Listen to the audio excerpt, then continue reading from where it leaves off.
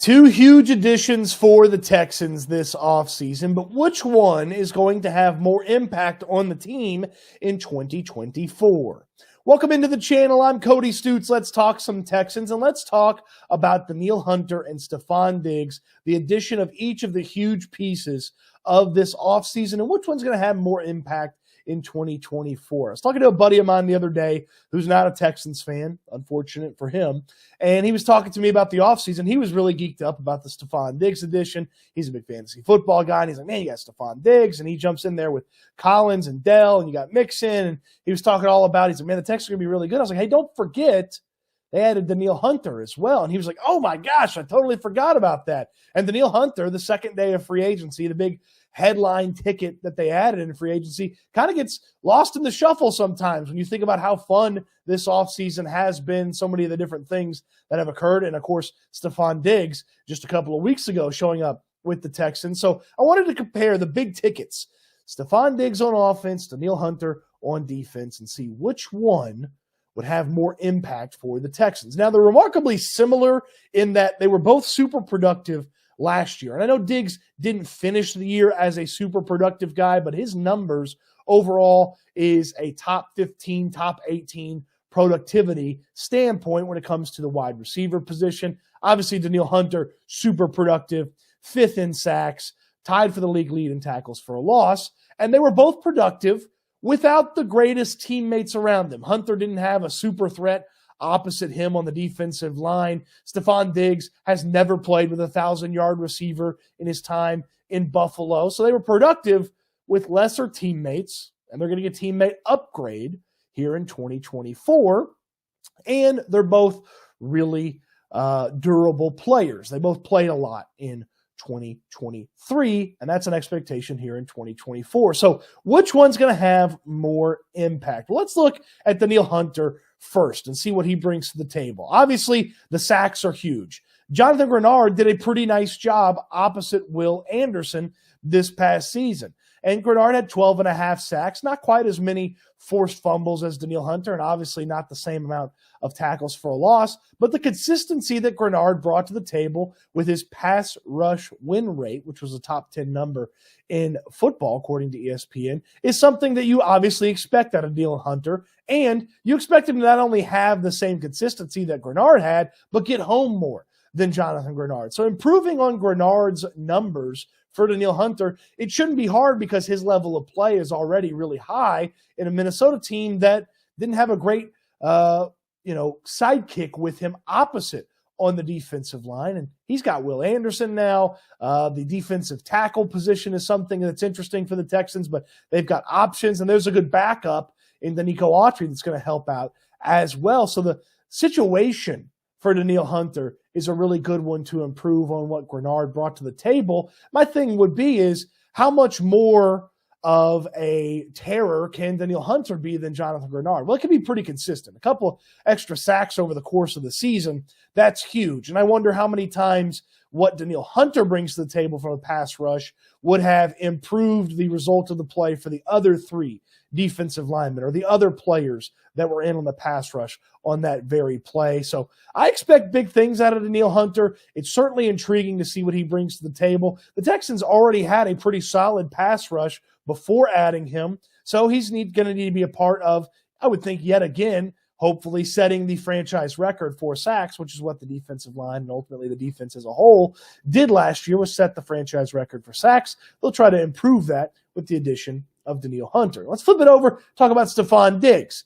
Diggs on offense obviously gives the Texans the best 1, 2, 3 at the wide receiver spot in all of football. He was productive last year for the Bills, and I know that he didn't finish the season super exciting. They changed offensive coordinators. He had a run against really good defensive backs there at the back end, and he still had a pretty productive season. Stefan Diggs' season last year with the Buffalo Bills, most wide receivers would sign up for that in August and September when the season's getting going. They would sign up for what Diggs put together in 2023, which was over 100 catches, almost 1,200 yards, and 8 touchdowns. So that's what he did, and he wasn't super productive the final 8 or so games of the season, and you start to kind of see where Stefan Diggs could fit into this offense in a really impressive way. Again, playing with better teammates because he's playing with a couple of 1,000-yard potential pass catchers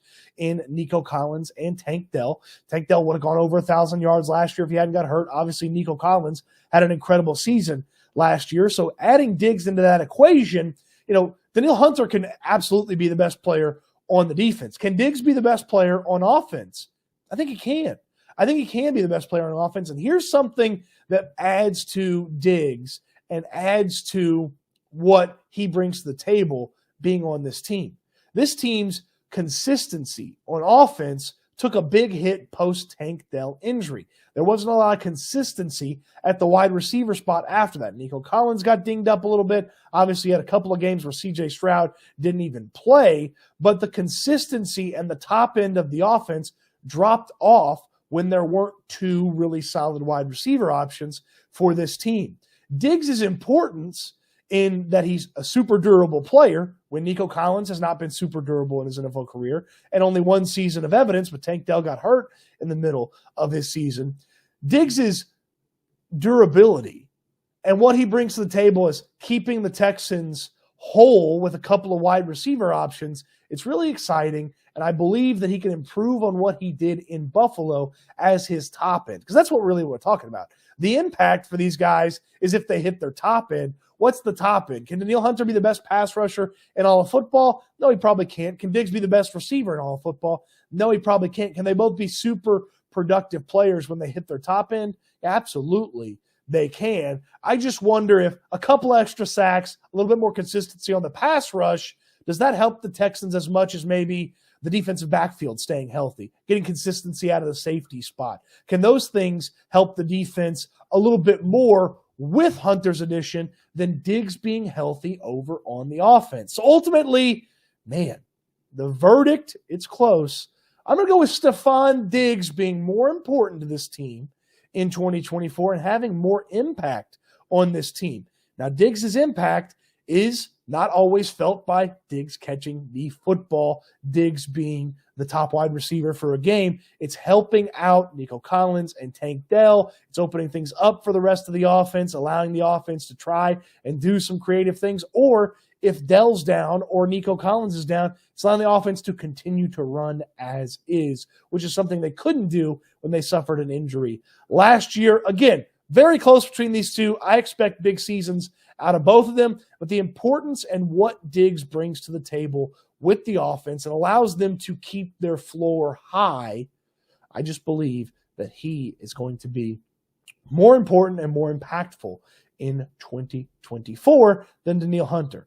And hey, maybe I'm going to be wrong, and if I'm wrong and Danielle Hunter is one of the best pass rushers in all of football, I'll take it. And yes, you can measure what Danielle Hunter brings to the table by looking at the other players on the team and, the cornerbacks who aren't as impressive opposite Derek Stingley as they were last year.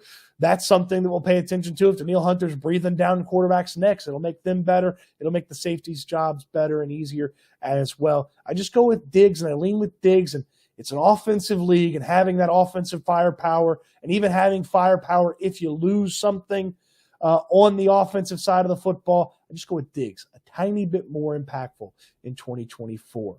Am I wrong? Did I have this one wrong? Let me know in the comment section down below. Is Danielle Hunter going to be more impactful than Stefan Diggs? Put a bookmark on this one. We'll come back to it in, the third week of February after the parade. I'm not getting ahead of myself at all, am I? Okay, so we can talk about that and much more when you come to the draft party that we're putting together. And we is myself, Landry Locker, who you watch here on YouTube, in the locker room, my buddy Figgy Fig from Sports Radio 610 and everything that Figgy Fig's got going on. Daily Sports Club in Midtown, April 27th. That's day 3 of the draft. Day 3 of the draft. We're having a draft party. Get started when the draft gets started, ends when the draft ends. So rounds 4, 5, 6, and 7 will be there. We can talk about, am I right about Diggs versus Danielle? We'll talk about the draft picks the Texans make the night before. We'll talk about the draft picks the Texans make that day, the offseason as a whole, and it's going to be a blast. You don't want to miss out on the draft party, April 27th, Daily Sports Club, 922 Holman Street. It's got a giant parking garage attached to the building, so you got plenty of places to park. Come hang out with us. Going to have drink specials, as Figgy's talking about here in the tweet. $20 Nicky Buckets, the nickname that In the Loop gave to Nick Caserio. $20 Nicky Buckets. Other great drink specials. The food. I mean, look at the food here. Look at Figgy with the great photo here and the fantastic food. What's he got? A wing? I've had the food there daily. It's fantastic. You don't want to miss it. We will see you there. And you can tell me, hey, Cody, you're wrong about Danielle Hunter and Stefan Diggs and who's going to have more impact. Let me know in the comment section. Let me know when we see you on April 27th at Daily Sports Club. Hope you enjoyed the video. Thanks for watching. I can't wait till we talk Texans again soon.